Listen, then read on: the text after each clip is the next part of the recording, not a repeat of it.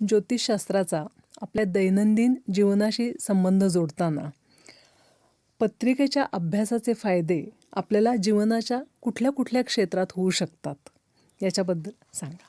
हा खरंच छान प्रश्न आहे आणि मनपूर्वक जर का मी सांगितलं तर प्रत्येक प्रेक्षकांनी ही गोष्ट समजून घेण्याची गरज आहे. जर का तुम्ही हे प्रश्नाचं उत्तर जर का समजला तर तुम्हाला ज्योतिषशास्त्र काय आहे हे सुद्धा तुम्हाला कळेल आणि त्यासाठी तुम्हाला ज्योतिषी होण्याची गरज नाही. तर आता आधी सांगितल्याप्रमाणे आपल्या कुंडलीमध्ये 12 ग्रह असतात, म्हणजे 12 स्थान आहेत आणि प्रत्येक स्थान आपल्या आयुष्याच्या कुठल्या ना कुठल्या भागाला रिप्रेझेंट करतं. म्हणजे पहिलं स्थान म्हणजे ज्याला लग्नस्थान म्हणतो, कुंडलीतलं लग्नस्थान, त्याला तनुस्थान पण म्हणतात.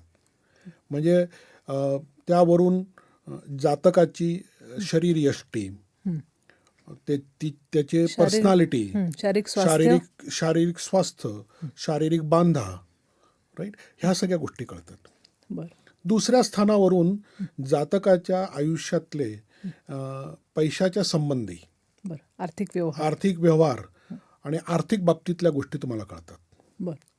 तिसऱ्या स्थान ज्याला आपण पराक्रम स्थान म्हणतो, त्या स्थानांवरून जातकाचे भाऊ बहीण, नातेवाईक, रिलेशनशिप, ह्या सगळ्यांच्या बाबतीमध्ये आपल्याला कळतं.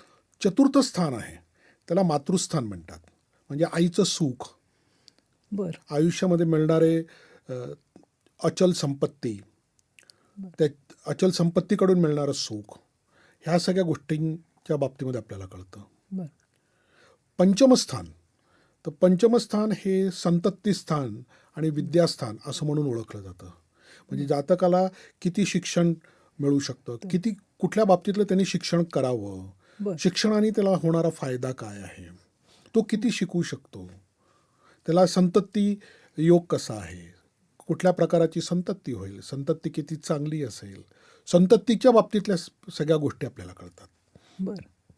पंचमस्थानांवरून तुम्ही अभ्यास किंवा कुठल्याही गूढ तत्वाचा शिक्षण, अशा बऱ्याच गोष्टींच्या बाबतीमध्ये आपल्याला कळतं. षष्ठ स्थान ज्याला आपण शत्रुस्थान म्हणतो, ठीक आहे, म्हणजे हे सुद्धा महत्वाचं आहे. म्हणजे आपल्याला आयुष्यामध्ये कुठे कुठे सामोरं जायचंय, कुठल्या प्रकारची परिस्थिती येईल, कॉम्पिटिशन कशी असेल, आपले हितचिंतक कसे असतील, आपले शत्रू कसे असतील, ह्या सगळ्या गोष्टींवरून आपल्याला कळतं. सप्तम स्थान म्हणजे ते स्थान ज्याला आपण रिलेशनशिप म्हणतो, मग ती व्यावसायिक म्हणा किंवा स्वतःच्या लग्नजीवनाच्या बाबतीत, हे तिथून कळतं तुम्हाला.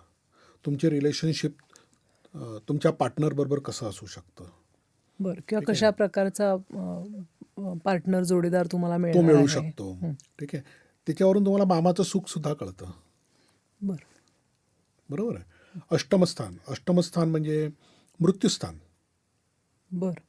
जातकाला आजार कुठल्या प्रकाराचा होऊ शकतो, त्यापासून त्यांनी कसं वाचावं, मृत्यू कुठल्या परिस्थितीमध्ये मृत्यू होऊ शकतो, मृत्यूच्या यातना कशा असू शकतात, किंवा मृत्यू किती चांगल्या पद्धतीने होऊ शकतो, याबद्दल पण कळू शकतो. तिथून चिंतन सुद्धा कळतं आपल्याला, त्या गोष्टी सगळ्या कळतात. 9वं स्थान आहे त्याला भाग्यस्थान म्हणतात. भाग्यस्थान म्हणजे तुम्ही कुठल्या प्रकारचं भाग्य घेऊन आलेला आहात, याबद्दल पण समजतं, त्या बाबतीत कळतं. दशमस्थान आहे त्याला पितृस्थान किंवा कर्मस्थान म्हणतात. म्हणजे वडिलांचं सुख, नोकरी, धंदा, व्यवसाय, ह्या सगळ्या गोष्टी आपल्याला दशमस्थानावरून कळतात.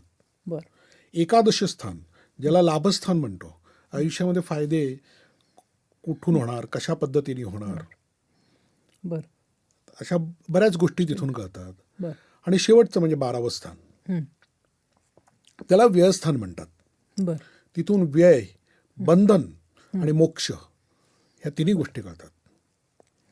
तुम्हाला तुमच्या आयुष्यामध्ये कुठल्या प्रकाराचं नुकसान होणार आहे, तुम्हाला मोक्ष साधायचा असेल तर तुम्हाला शक्य आहे का नाही, तुम्ही कुठल्या प्रकारच्या बंधनात तुम्ही अटकू शकतात. मग बंधन कुठल्या प्रकाराचं असू शकतं, जरुरी नाही की नुसतं तुमची जेल यात्रा व्हायला पाहिजे. तिथे बंधन म्हणजे तुम्ही कुठल्या वाईट सवयीच्या ह्याच्यामध्ये पण पाशामध्ये पण तुम्ही बंधनात येऊ शकता. तुम्ही कोणाच्या प्रेमाच्या बंधनात तुम्ही अटकू शकतात. बरं. बऱ्याच गोष्टी कळतात. म्हणजे हे 12 स्थान जे आहेत त्या आपल्या आयुष्याला कनेक्ट करतात आहे. बरोबर. त्यांचा परिणाम होत असतो. त्याचा परिणाम. आता ह्या 12 स्थानांमध्ये कुठले ग्रह कुठल्या राशीमध्ये बसलेत, म्हणजे ते कुठल्या नक्षत्रामध्ये आहेत, बरं. ते ग्रह किती डिग्रीवर आहेत, किती अंशांवर आहेत, बरं. ते कुठल्या दुसऱ्या ग्रहांशी युती करतात की युतीमध्ये आहे, प्रतियुतीमध्ये आहे. बरं. म्हणजे इथं सुद्धा युतीला महत्व आहेच ना. कारण की ह्या प्रत्येक गोष्टींचा जातकाच्या आयुष्याच्या प्रत्येक बाबतीवर परिणाम आहे. म्हणजे असं कुठलीही गोष्ट नाही आहे की जी तुम्हाला तुमच्या पत्रिकेवरून कळणार नाही. अरे वा. फक्त एकच त्याच्यामध्ये कंडिशन आहे की तुमची जन्म वेळ, जन्म तारीख आणि जन्मस्थान हे अतिशय परफेक्ट असायला पाहिजे. बरं. ते अचूक असेल तर हां, तर त्याचा जास्तीत जास्त फायदा जातकाला होऊ शकतो. म्हणजे तुम्हाला तुमच्या आयुष्यामध्ये काय बघायचं आहे, कुठल्या बाबतीमध्ये तुम्हाला मार्गदर्शन हवं आहे. कारण की आयुष्याचे विविध टप्पे आहेत. बरोबर. पहिला आहे जन्म झाल्यानंतर आपण शिक्षण. पहिलं आहे शिक्षण. तर शिक्षणासाठी तुम्हाला ज्या पण गाईडलाईन्स हव्या आहेत, जी पण माहिती हवी आहे, जे पण मार्गदर्शन हवं आहे, त्यासाठी तुम्ही पंचम स्थानाचा अभ्यास करा. म्हणजे त्याच्यावरून तुम्हाला पूर्ण शिक्षण काळ, त्यात तुम्ही जातकांनी कसं राहायला पाहिजे, कुठल्या गोष्टींचा अभ्यास करायला पाहिजे, कुठल्या विषयांचा अभ्यास करायला हवा, ह्या सगळ्या गोष्टी तिथून कळतात. मग त्यानंतर येतं करिअरसाठी तुमचं आहे दशमस्थान, म्हणजे कर्मस्थान आहे. तर कर्मस्थान काय दाखवतंय. आता जेव्हा तुम्ही शिक्षण करतात तर पंचमस्थानाचा अभ्यास करायचा आहे, जोडीला तुम्हाला दशमस्थानाचा पण अभ्यास करायचा आहे. कारण की एका ठिकाणून तुमचं अकॅडमिक्स आहे, दुसऱ्या ठिकाणी तुमचं करिअर आहे. बरोबर. म्हणजे ह्या दोन्हीचा जोडीने विचार करावा लागतो. बरोबर. आणि त्याचा संबंध तुम्ही करिअर कशासाठी करतात, म्हणजे करिअरसाठी तुम्ही काय करतात, शिक्षण करतात. म्हणजे पहिले शिक्षण झालं, मग करिअर सुरू करतात. मग करिअर का महत्त्वाचं आहे, कारण की तुम्हाला धन उपार्जन करायचं आहे. म्हणजे तुम्हाला दुसरं स्थान, ज्याला धनस्थान म्हणतो, त्याचा सुद्धा अभ्यास तुम्ही केला तर हे तुम्हाला पूर्ण कळतं. शिक्षण कुठे करावं, कसं करावं, काय करावं, त्याच्याने माझं करिअर कुठल्या पद्धतीचं होईल आणि त्याच्याने मला धन उपार्जन कसं होईल, हा अभ्यास करायचा असतो. बरोबर. मग त्यानंतर येतो विवाह. म्हणजे तुम्हाला सप्तम स्थानाचा अभ्यास करायचा आहे की माझी पार्टनरशिप कशी होईल, लाईफ पार्टनर मला कसा मिळेल. बरोबर. त्याचा अभ्यास तुम्हाला करायचा. आता लाईफ पार्टनर तुम्ही करतात म्हणजे जीवनाला एक नवीन दिशा देतात. तुमच्या कुटुंबामध्ये एक नवीन व्यक्ती येतोय. तर जेव्हा तुमच्या आयुष्यात एक नवीन व्यक्ती येतो तर त्यामुळे तुमचं भाग्य, तुमचं कर्म आणि तुमचं धन उपार्जन आणि तुमचं हेल्थ म्हणजे तनुस्थान, ह्या चारीचा अभ्यास तुम्हाला करावा लागतो. आणि पंचमस्थान, कारण की ते संतती स्थान आहे, तो विषय थोडासा वेगळा आहे, ज्याला आपण पत्रिका जुळवणं म्हणतो लग्नासाठी. तर ते तुम्हाला अभ्यास करायचं आहे. मग विवाह झाल्यानंतर तुमचं दुसरा एक करिअरचा टप्पा सुरू होतो, ज्याच्यामध्ये तुम्ही महत्त्वाचे डिसिशन्स घेतात. तुम्ही कोणी एक असतं फॅमिली एक्सटेन्शन केव्हा करायची, कसं करायचं. तुम्ही नवीन घर घेतात, गाडी घेतात, तुम्ही तुमच्या नोकरी किंवा व्यवसायाचं तुम्ही जागा बदलतात. काही लोक विदेशमध्ये जातात, फॉरेन ट्रिप म्हणजे फॉरेनमध्ये सेटल होतात किंवा फॉरेन ट्रिप करतात, बिझनेस टूरवर जातात. ह्या सगळ्या गोष्टींचा जर का तुम्हाला विचार करायचा असेल तर आपल्या ज्योतिषशास्त्रामध्ये सगळं उपलब्ध आहे. म्हणजे हा आपल्याला एक वेगळा दृष्टिकोन आज मिळतो आहे की इतक्या विविध प्रकारे आपल्याला ज्योतिषशास्त्राची मदत होऊ शकते.